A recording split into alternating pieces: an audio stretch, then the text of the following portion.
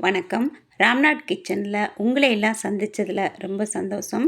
இன்றைக்கி நாம் அரைக்கீரை சாதம் தான் செய்ய போகிறோம். உடம்புக்கு ரொம்ப நல்லது. அரைக்கீரையில் அயன் நிறையா இருக்குது. எப்படி செய்கிறதுன்னு பார்க்கலாமா?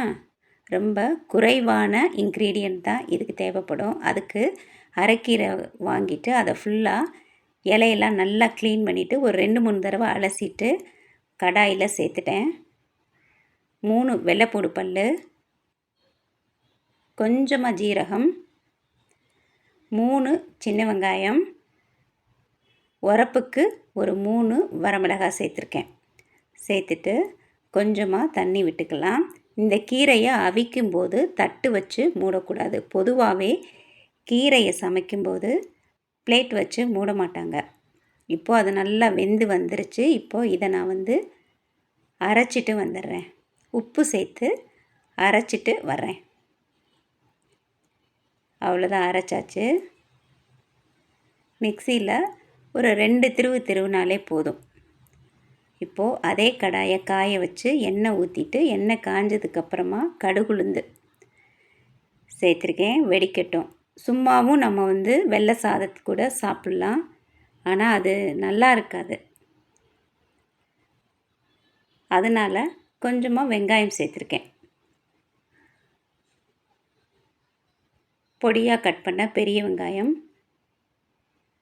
கொஞ்சமாக மஞ்சள் பொடி. இதுக்கப்புறம் இன்க்ரீடியன்ட் ரொம்ப சேர்க்கக்கூடாது. இதுக்கு கொஞ்சம் கொஞ்சமாக சேர்க்கணும்.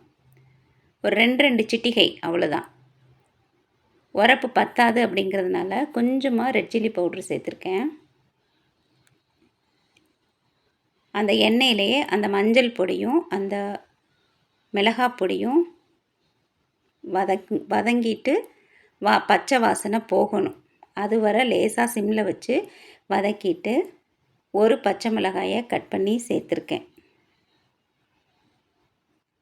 அதையும் நல்லா வதக்கி விட்டுட்டு நம்ம அரைச்சி வச்சுருந்தோம்ல கீரை, அதை அது கூட சேர்த்துக்கலாம். இப்போது கொஞ்சமாக தண்ணி சேர்த்துருக்கேன். ரொம்ப கெட்டிமாக இருந்தது. அதனால் ஒரு 1/4 டம்ளர் தண்ணி சேர்த்துட்டு அந்த கிண்ணத்தை அலசி ஊற்றிக்கிறேன். இப்போது அந்த வெங்காயம் கூட அந்த கீரை எல்லா பக்கமும் நல்லா கலந்து விட்டுறலாம். இது ஸ்டவ் ஆஃப் பண்ணிக்கலாம். கொதிக்கணும் அப்படி அவசியம் கிடையாது.